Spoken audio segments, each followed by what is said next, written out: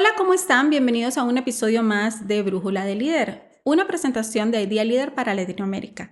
El día de hoy estamos en otro lugar, como pueden ver, estamos en el Instituto Cultural de México. Queremos agradecer por todas las atenciones que han tenido con nosotros. Y como siempre estoy con mi compañero Jaime, que nos va a presentar a un interesante invitado que tenemos el día de hoy. Jaime, ¿cómo te encuentras? Encantado, Irma. Gracias por recibirnos en este lindo lugar. Gracias a nuestros amigos del Instituto Cultural de México, a quienes tenemos la dicha de poder visitar, de quienes también tendremos en esta temporada que vamos a estar disfrutando por acá varios episodios de diferentes temas. Y hoy queremos compartir un tema con un amigo de muchos años, quien ha tenido una trayectoria importante, Irma, en compañías multinacionales. Él estuvo más de 20 años en empresas como HP, como VMware. Actualmente es consultor a nivel internacional en diferentes temáticas gerenciales, y es un gusto recibir a nuestro amigo Edwin Barbosa. Qué gran gusto que nos da que estés con nosotros aquí en Brújula de Líder a través de Memo TV, Edwin. Hola Irma, hola Jaime, ¿cómo están? Un placer estar aquí, súper contento, gracias por la invitación, conectar con vos después de tanto tiempo, y estamos para lo que ocupen, ¿verdad? Y poder conversar un ratito hoy. La intención es esa, la intención es poder aprender de lo que la vida nos ha ido proponiendo y poder compartir un poco de todas esas herramientas que en el transcurso de los años pues hemos podido lograr aprender y poner a disposición de otros, porque de eso se trata justamente el aprendizaje. Sabemos que mucho de lo que aprendemos es a partir de lo que podemos compartir, y esa es la intención de Brújula del Líder. Así que todos aprendamos, ¿no? Sobre esas experiencias y pues no cometer los mismos errores que tal vez ya nosotros cometimos. En el pasado, exactamente. Y hay un tema en particular que definitivamente muchos de quienes siguen Brújula del Líder tienen en común, que es qué complicado cuando tenemos gente técnica a nuestro cargo sin necesariamente nosotros tener ese perfil técnico. Y vos tuviste esta situación, Edwin, hace algunos años, y nos gustaría conocer un poco de esa experiencia. Sí, claro. Bueno, me tocó en la última empresa que estuve trabajando, ¿verdad? Yo en la primera empresa internacional que trabajé muchos años manejaba perfiles técnicos, pero yo era bastante técnico. Pero cuando entré en esta empresa me tocó un perfil técnico diferente y fue como volver a aprender. Entonces me tocó liderar una organización que lo que hacía era auditorías de software, ¿verdad? En una empresa en la nube, ¿verdad? Y te estoy hablando hace 10 años. Estaba el boom de lo que eran las empresas en la nube. Entonces fue como volver a aprender muchas cosas técnicas y trabajar con gente experta, con gente muy técnica que tenía muchos años de estar haciendo esas auditorías. Entonces fue una de las experiencias más enriquecedoras de mi vida, ¿verdad? Contanos un poco de esos retos. ¿Cuál fue tal vez el principal reto que tuviste en ese momento teniendo gente técnica a cargo? Sí, lo primero fue entender el negocio, porque fue una transición muy rápida. A mí se me contrata, me mandan 3 semanas a Palo Alto a entender el negocio. Era un negocio que tenía como 5 años de atraso y había que ponerlo en marcha, y me daban prácticamente como 1 año para ponerlo al día. Entonces, el llegar y sentarse con ingenieros que te están hablando todo el día a nivel técnico sobre cómo funcionan los productos, los servidores, en la nube, ¿verdad? Y todo el portafolio de productos. Entonces, como te comentaba fuera de cámaras, después del tercer día yo me sentía como que estaba en la clase de Charlie Brown. Y supongo que no solo el rol era nuevo, sino también el producto del que estabas ahora dando servicio, ¿no? El producto sí tenía sus años de estar posicionado, pero el asunto está que el negocio tenía mucho atraso. Entonces, había que revertir esa situación. Entonces, obviamente, yo no fui contratado por mi perfil técnico. Fui contratado por la experiencia que tenía como líder en operaciones y equipos técnicos, pero en IT, en la parte de Service Desk, en la parte de Tier 1, Tier 2. Entonces, el reto es, bueno, necesito entender este negocio rápido. Después del tercer día que casi me pongo a llorar, lo primero que hice fue pasar 6 horas entendiendo todo el portafolio de productos. Y al día siguiente, ya sentí que estaba entendiendo dónde había caído. O sea, yo me acuerdo, mi hijo tenía 1 año y yo llamé a mi esposa ese día, yo creo que cometí un error. Viniéndome para acá. Entonces, ese fue el primer reto, entender el negocio, entender el producto. El segundo reto fue, bueno, ahora sí, ¿Qué se espera en esta organización? ¿Qué retos tengo? ¿Qué tengo? ¿Qué no tengo? Tenía líderes en Estados Unidos, ¿verdad? Donde me tocó trabajar con ellos mucho esa resistencia al cambio de un líder que venía fuera de Estados Unidos. Y como le he dicho yo, hay mucha gente, uno con esta pinta de escandinavo, ¿verdad? Latinos. Y de italiano. De italiano, ¿verdad? Que tenían una forma de hacer las cosas. Y llega este outsider, este extraño completamente, a decirles, bueno, yo soy el nuevo líder de la organización, vamos a sacar esto adelante. Pero lo primero no fue empezar a tomar decisiones, fue entender realmente el core del producto, no 100% técnico, porque para eso estaban las personas que iban a hacer las auditorías, pero sí entender cómo funcionaba la empresa, cómo funcionaban los productos, cómo funcionaba la organización y, muy importante, cuáles son los skills y herramientas que tenían cada una de las personas que yo tenía a cargo. El conocer cómo son como personas, cómo son en la parte técnica, cómo estaba su motivación, cómo se sentían ellos, ¿verdad? Entonces, ¿y cómo hiciste? Porque según lo que estábamos conversando fue un switch así muy rápido el que hiciste de empezar a no saber nada a ir ya armando este conocimiento y este equipo, pero hablabas sobre ese reto que tuviste a la hora de empezar a conocer al equipo que tenías. ¿Cómo hiciste para poder hacer esto tanto virtualmente, porque no estaban todos en el mismo país, como para hacerlo rápido porque tenías que moverte muy rápido al siguiente paso? Sí, una de las principales decisiones que tuve que tomar fue decirle a mi jefe, ok, teníamos dos equipos, uno en India y uno en Estados Unidos. Y el plan era traer un equipo a Costa Rica, pero era un equipo pequeño.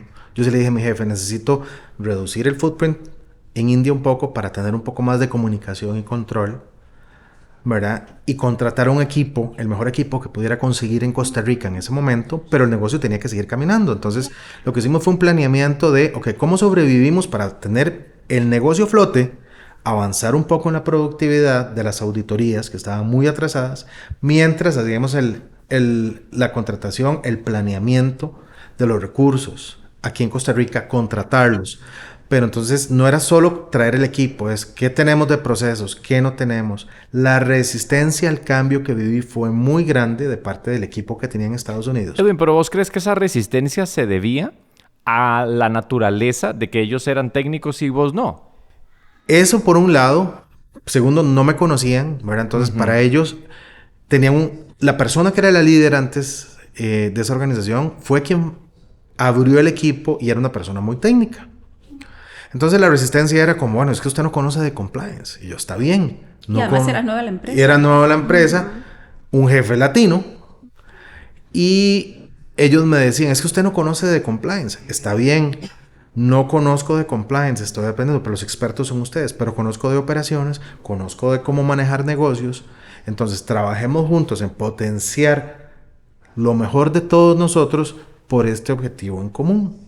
Y entonces a través de, no palabras, sino a través de hechos, porque yo puedo decir, yo voy a arreglar esta organización, no, vamos a arreglar esta organización, vamos a trabajar, los incluye en todo el planeamiento, lo que vamos a hacer, y el demostrar que las acciones que uno está proponiendo realmente van a funcionar al mediano plazo. Y así fue. Pero también algo que tuve que hacer fue entender cuáles son los motivos de la resistencia al cambio de algunas personas.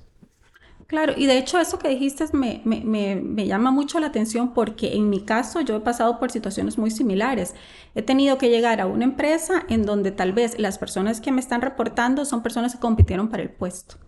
Entonces, esa resistencia al cambio sí la he tenido, la he vivido, pero creo que en mi caso tal vez el truco fue no solo lo que tú dices, que me parece muy valioso, pero además hacerles ver que respeto el conocimiento que tienen ellos, que como tú decías, son los expertos y sí saben más que yo, por supuesto, en ese proceso, pero que juntos, tanto con la experiencia que yo aporto, con la experiencia que ellos traen, podemos dar unos resultados muy buenos, ¿verdad?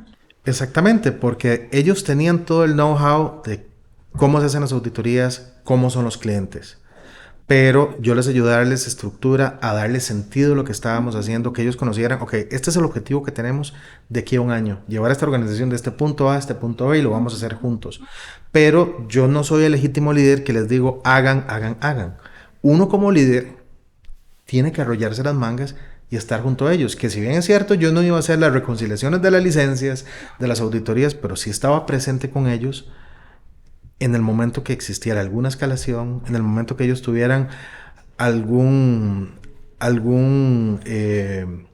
alguna pared, ¿verdad? Donde ellos ocupan que mueva las cosas, que hable con los clientes, manejar escalaciones y muy importante, darles a ellos todas las herramientas que ellos ocupan para hacer su trabajo. Esa fue la clave.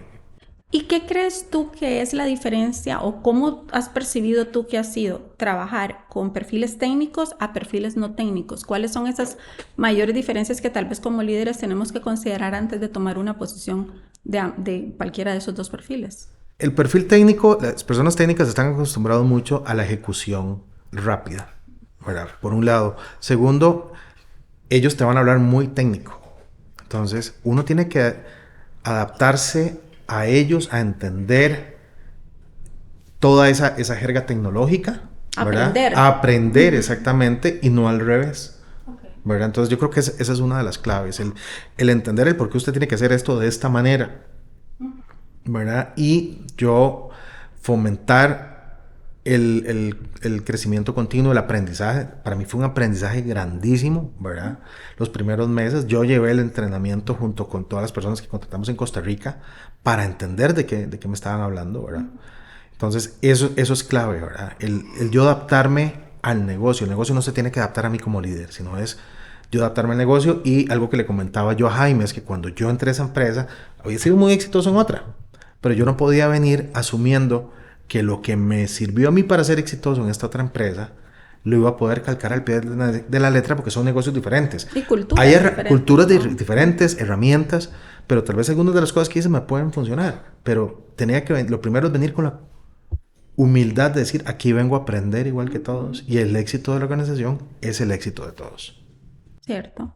Jaime, dentro de todo esto que Edwin ha mencionado, ¿cuál crees tú que son esos fortalezas que el líder debe de tener? Y además, yo sé que ustedes en Idea Líder tienen muchos cursos que pueden ayudarnos a nosotros como líderes a formarnos en estar preparados para algo así, ¿verdad? Porque obviamente como líderes andamos buscando diferentes oportunidades de carrera, pero si en un momento, pues en mi caso, pues no soy una persona con experiencia técnica, ¿qué tengo que hacer yo para poder llegar ahí? Sí, en uno de nuestros programas de liderazgo insistimos en algo que mencionaba Edwin. Edwin hablaba justamente, me encanta cómo lo dice, ¿verdad? De ese arrollarse las mangas. Ahora, cuando las acciones no vienen, y es mucho de lo que estás diciendo, Edwin, cuando las acciones no vienen desde ese entender a la gente, entonces vamos a estar muy ocupados sin estar necesariamente respondiendo a una visión. Nosotros dentro de nuestra estructura manejamos 3 pasos para lograr crear acciones desde una visión, que es paso número 1, entender la situación presente. Mucho de lo que dijo Edwin justamente, que se llevó cuánto tiempo en entrenamiento para entender esa situación, para darse cuenta de que por qué se sentía en la clase de Charlie Brown. ¿Sí? Exacto. Bla, bla, bla, bla, bla, bla. Paso número 1, entender cuál es la situación presente. Y esa era justamente pues esa situación que Edwin estaba describiendo.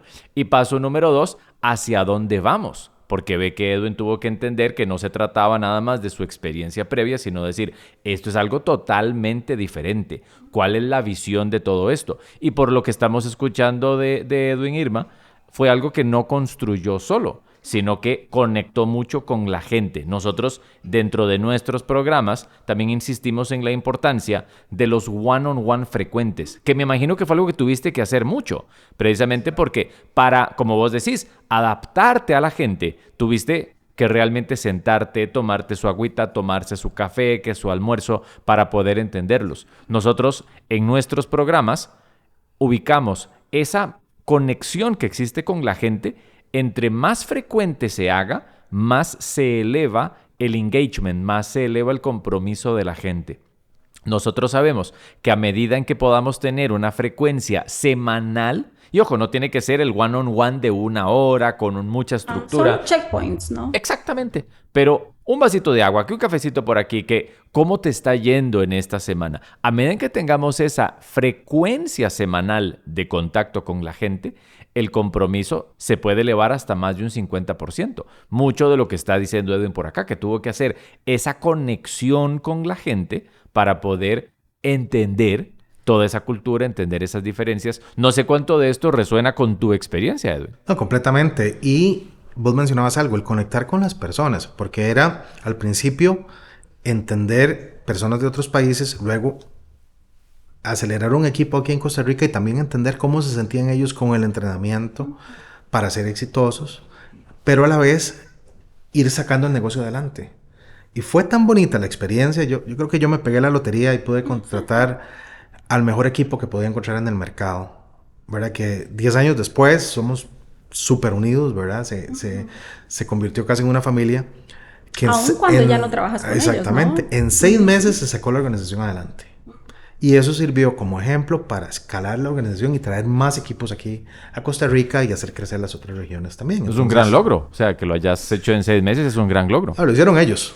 Muy bien, Lo hicieron ellos. Muy bien. Lo hicieron ellos. Uno estaba ahí a veces de porrista, a veces de oyente, dándoles el apoyo, el soporte, removiéndoles barreras. Sí. Pero lo más importante es estar para las personas como líder. El líder tiene que estar a la par del negocio. Correcto. ¿Hubo algún momento en el que te desmotivaste, en donde sentiste que no ibas a lograrlo? Solo después de ese tercer día que no entendía nada, que yo llamé a mi esposa y le dije, mi hijo tenía 1 año, tenía un bebé de 1 año. O sea, yo me moví de una carrera de 13 años a empezar en otra empresa. Y yo dije, creo que cometí un error. No entiendo nada. Sí, qué bronca. Qué bronca. Entonces, Sí. ese día, esa noche, sentarme en un cuarto de hotel, abrir la página de la empresa y pasar 5 horas, fue de las mejores 5 horas que invertí en la vida. Esa es la única vez que me sentí como, no sé qué estoy haciendo, cometí un error. Fue la única vez. Pero el ver como todo lo que usted tiene en mente de qué va a hacer y lograr cumplirlo con un equipo de trabajo excelente, eso es una de las mejores satisfacciones que uno como líder se puede llevar. Perfecto. Jaime.